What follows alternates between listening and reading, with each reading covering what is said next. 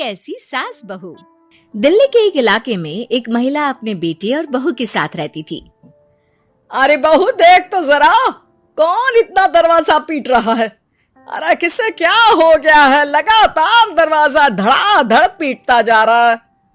देखती हूँ मम्मी, पता नहीं सुबह सुबह कौन आ गया। बहू दरवाजा खोलती है तो देखती है कि बाहर एक लड़का खड़ा था, थोड़ा गुस्से में था। अरे मैडम, आपकी ऑनलाइन शॉपिंग ने परेशान कर रखा है। बार बार आप अपना सामान वापस लौटाती हैं। कभी एक बार में सामान आता ही नहीं। अरे कैसे बात कर रहे हो? मैं कंपनी को फोन करती हूँ, तुम्हें नहीं आना तो मत आओ, कोई और आ जाएगा। इसमें गुस्सा होने वाली कौन सी बात है?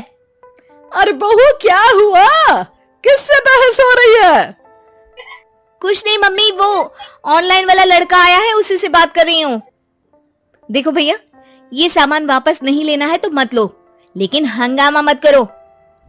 अरे कोई बात नहीं, लाओ आप पैकेट। मेरा तो ये काम ही है, बस थोड़ा गुस्सा आ गया था। बहू अंदर जाती है और पैकेट लेकर बाहर आती है, लेकिन तब तक लड़का वापस जा चुका था। बहू को समझ में नहीं आया कि हुआ क्या।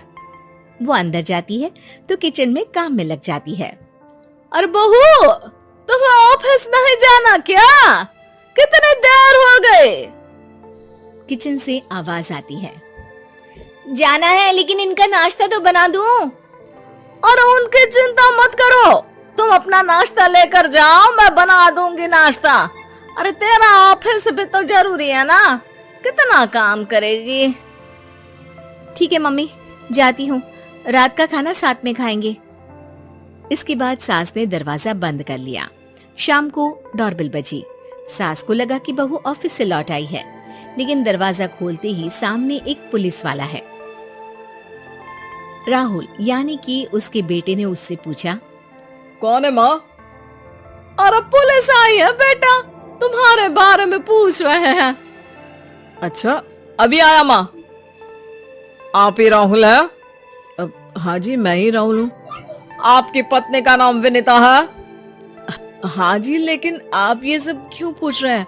और कहाँ है मेरी वाइफ? देखिए, परेशान मत होइए, आपको मेरे साथ चलना होगा, मैं आपको रास्ते में पूरी बात बताता हूँ। मैं आपके साथ थाने क्यों चलूं? कोई क्रिमिनल थोड़ी ना हूं मैं। अरे मैं आपको थाने नहीं ले जाने आया हूँ, बल्कि आपको मेरे साथ अस्पताल चलना है। राहुल परेशान होकर पूछता है, क्यों, क्या हुआ? देखिए, आपकी पत्नी का बड़ा एक्सीडेंट हो गया है और वो अस्पताल में भर्ती है। बस किसी तरह से आपका पता मिल सका, इसलिए हम आपको लेने आ गए। राहुल हड़बड़ी में माँ को बगैर बताए पुलिस वालों के साथ घर से निकल जाता है। सर, क्या हुआ मेरी पत्नी को? कुछ तो बताइए। देखिए, घबराइए मत, वो आईसीयू में है, अभी कुछ कहा नहीं जा सकता। कुछ देर में सभी अस्पताल पहुँचते हैं। डॉक्टर साहब, मेरी पत्नी ठीक तो हो जाएगी ना? कैसी हालत है उसकी? देखिए, अभी कुछ कहा नहीं जा सकता है। सिर में चोट है और खून बहुत बह चुका है, शायद खून की भी जरूरत पड़े।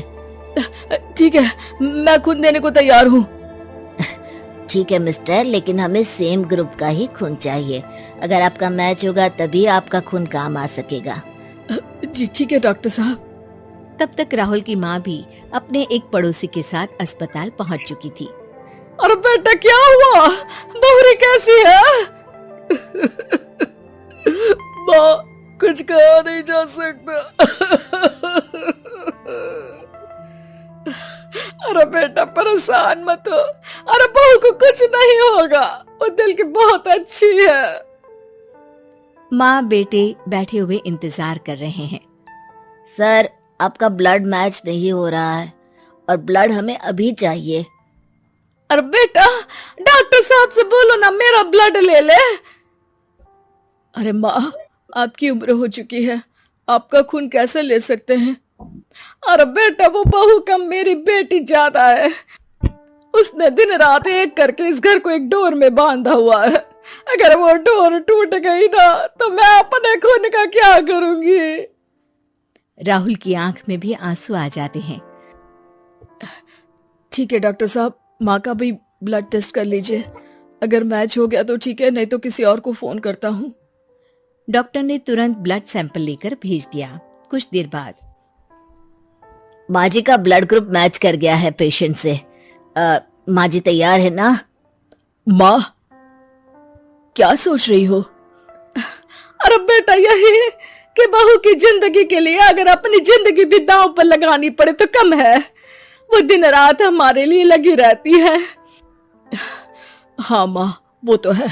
डॉक्टर साहब, माँ रेडी है, आप ब्लड ले लीजिए।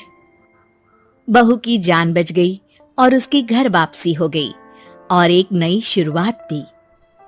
अरे विनीता, नाश्ता तैयार हो गया? जी हाँ, और मम्मी का भी। पहले मम्मी खा ले, उसके बाद हम खाएंगे। अरे तुम माँ की चमची हो क्या? राहुल, मेरी माँ के जाने के बाद उन्होंने ही मेरा माँ की तरह ख्याल रखा है, और उस रात उन्होंने खून नहीं दिया होता तो शायद आज मैं जिंदा भी नहीं होती। इतना तो माँ के लिए बनता ही है ना।